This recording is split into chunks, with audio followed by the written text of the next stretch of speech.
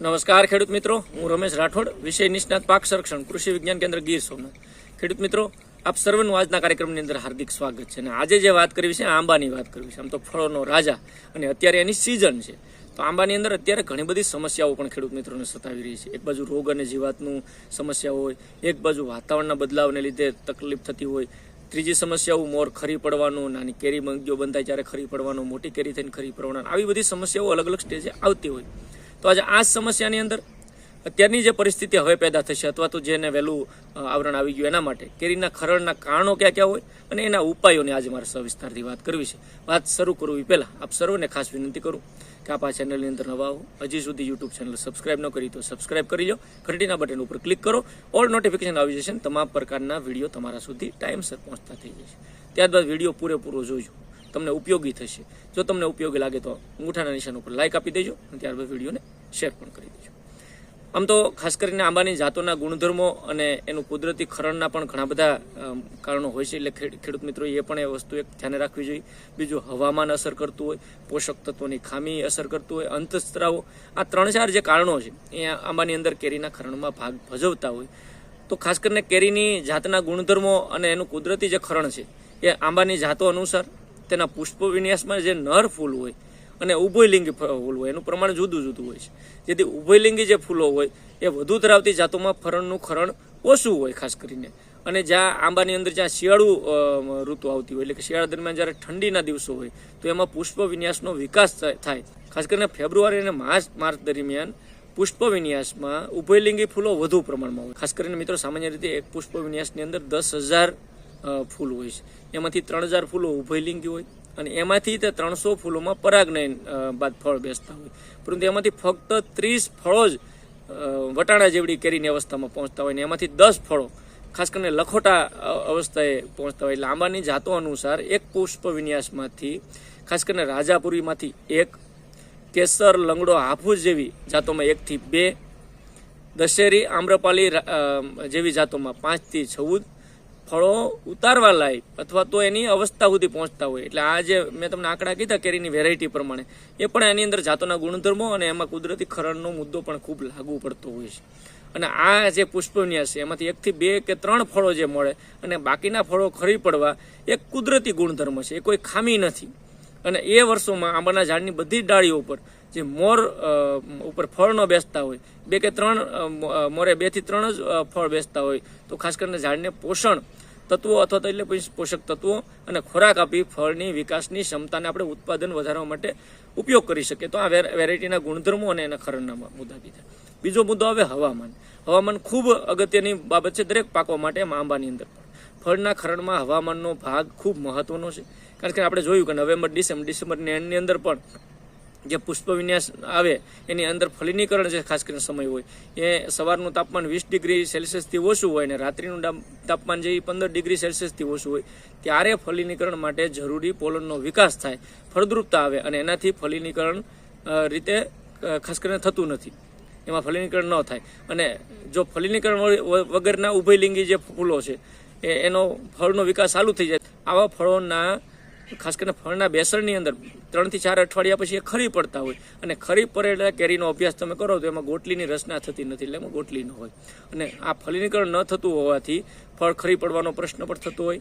અને ખાસ કરીને આના ઉપાય માટે ઘણી વખત મિત્રો વાડીમાં જ્યારે મોર ખીલી ગયો હોય અને રાત્રિનું વાતાવરણ વધુ ઠંડુ હોય તો હળવું પિયત આપવાથી હુંફાળું વાતાવરણ જમીનની અંદર બનાવી શકાય અને એને ફળ બેસણમાં પણ થોડો ફાયદો મિત્રો આપણે કરાવી શકીએ. તો હવામાન ઉપર પણ એક મુદ્દો આના માટે ખૂબ અગત્યનો છે. ખાસ કરીને મિત્રો ફેબ્રુઆરી અને માર્ચ મહિનો જ્યારે શરૂ થતો હોય ત્યારે શિયાળો પૂર્ણ થવાની શરૂઆત હોય અને ઉનાળાની શરૂઆત થતી હોય ત્યારે ઘણી વખત પુષ્પ વિન્યાસ આપણને પણ જોવા મળતો.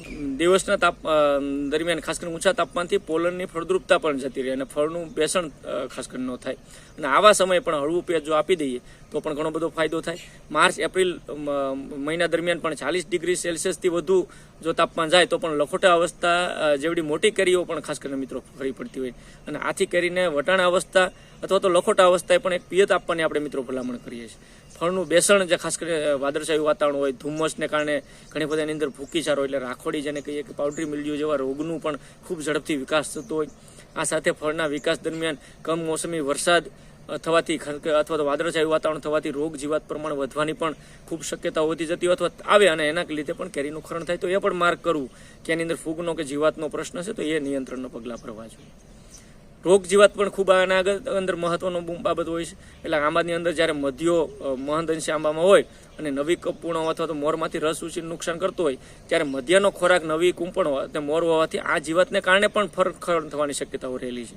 અને મધ્યાનું નિયંત્રણ કરવા માટે પણ આપણે મિત્રો મેં અગાઉ કીધું ફૂગીજારોને મધ્યાના નિયંત્રણ માટેની દવાનો ડોઝ પણ આની અંદર મારવાની જરૂર પડતી હોય છે. હવે પોષક તત્વોની ખામી ઘણી વખત ફળના વિકાસ દરમિયાન પોષક તત્વોની જે ઉણપ હોય ને એ ખૂબ મહત્વની બની જતી હોય. પોષક તત્વોના અભાવને લીધે પણ ફળ ખરવાની પ્રક્રિયા વધુ થતી હોય છે. આંબાના પાકમાં પિયતની સુવિધા હોય તો ખેડૂતોએ ખાસ કરીને ભલામણ કરેલી સેન્દ્રિય ખાતર, નાઇટ્રોજનનો અડધો ભાગ અને ફળ બેસ્યા બાદ એટલે કે જાન્યુઆરી ફેબ્રુઆરી માસ દરમિયાન ફરી પિયત આપી અને આ તત્વોની ઘણી વખત માઇક્રોન્યુટ્રિયન્ટ સૂક્ષ્મ તત્વો પણ એની અંદર આપવાની ભલામણ આપણે મિત્રો કહીએ તો એ હિતાવ રહેતી હોય છે. ઘણી વખત અંતસ્ત્રાવોની ઉણપ ફળના ખરણના અભ્યાસ જે કરવામાં આવ્યો ઇન્સ્ટિટ્યૂટ દ્વારા એના પરથી એવું પણ માલુમ પડ્યું છે કે ફળના ખરણ માટે ઓક્સિનની ઉણપ પણ જવાબદાર છે. ઓક્સિન એક હોર્મોન્સ છે, તેથી ફળનું ખરણ કુદરતી તથા રોગ જીવાત અને પોષક તત્વોની ઉણપ ન હોવા છતાં થતું હોય ત્યારે ખાસ કરીને 20 ppmનું NA નેપ્થેલિક એસિટિક એસિડ ખાસ કે બજારની અંદર આ 20 ppm એને નેપ્થેલિક એસિડ મળતું હોય એ ખાસ કરીને 200 લીટર પાણીની અંદર 90 ml આ છંટકાવ જો એક મિત્રો એ અવસ્થાએ કરવામાં આવે તો આ ખરણને અટકાવી શકે. એને એ છે ખાસ કરીને નેપ્થેલિક એસિટિક એસિડ એ છંટકાવ માટે 2% યુરિયાનું દ્રાવણ એટલે કે 100 લીટર પાણીની અંદર 2 કિલો યુરિયા આપણે નાખી અને એ પણ ઉમેરી દઈએ તો પણ ફાયદાકારક ઘણી વખત રહેતું એટલે 2% યુરિયાના દ્રાવણનો પણ છંટકાવની ભલામણ કરીએ. આ ઉપરાંત ફળનું ખરણ વધુ જો મિત્રો થતું હોય તો 20 ppm નેપ્થેલિક એસિટિક એસિડ અને 2% યુરિયાના દ્રાવણનો છંટકાવ જે છે 15 દિવસના અંદર 2 છંટકાવ કરવાથી પણ આંબાની અંદર ફળનું ખરણ મિત્રો આપણે નિયંત્રણ કરી શકીએ એટલે નિયંત્રિત કરી શકીએ. તો મિત્રો મેં આખી જે વાત કરી એની અંદર મેં ઘણા બધા મુદ્દાઓ કીધા. એક તો જાતોના ગુણધર્મો હોય તો પણ ખરણ થાય, હવામાન એના ઉપર અસર કરે, ખાસ કરીને રોગ જીવાત એના ઉપર અસર કરે, પોષક તત્વોની ખામી અસર કરે, અંતસ્ત્રાવોની ઉણપ અસર કરે. એટલે જે મુદ્દાઓ છે ક્યારે પાણી આપવું જોઈએ. આમ તો ખેડૂત મિત્રો આપણે બાગાયતની ખેતી આંબાની ખેતી વર્ષોથી કરીએ એટલે તમારા અનુભવ હશે.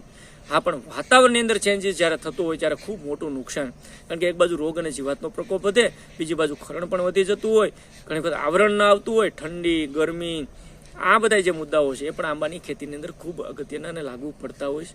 તો જે મુદ્દાઓ છે જે છંટકાવની મેં વાત કરી, જે જીવાતો રોગોને અટકાવવાની વાત કરી, અંતસ્ત્રાવોના ઉણપ નિવારવાની વાત કરી, ખાતરોને પોષક તત્વોના સ્વરૂપમાં આપવાની વાત કરી તો એ કરવું જોઈએ. ઘણા બધા મિત્રોને અત્યારે એક પ્રશ્ન એ છે કે હજી આવરણ નથી આવ્યું તો મિત્રોએ ખાસ કરીને 05234 15 લીટર પ્રમાણે 100 ગ્રામ નાખી અને આંબાની અંદર છંટકાવ કરવાથી થોડુંક જ્યાં વેજીટેટિવ ગ્રોથ થઈ ગયો એટલે નવી કુણપ નીકળી ગઈ, નવી કોળ નીકળી ગઈ, એને છેલ્લો ઉપાય તરીકે મારી દ્રષ્ટિએ 05234 15 લીટર પ્રમાણે 100 ગ્રામ નાખી અને એનો છંટકાવ જો આંબાની અંદર કરી દેવામાં આવે તો મોર નથી જ્યાં આવ્યો, ફ્લાવર નથી આવ્યો એવી અવસ્થાની વાત કરું છું.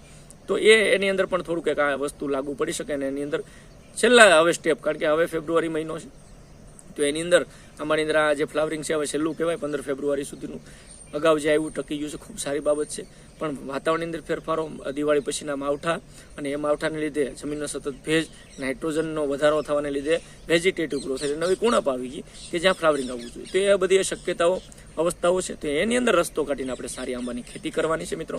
તો મારે તમને જે ખાસ માહિતી આપવાની હતી આંબાની અંદર ફળના ખરણના ઉપાયો, તો એની આજ વાત કરી મિત્રો.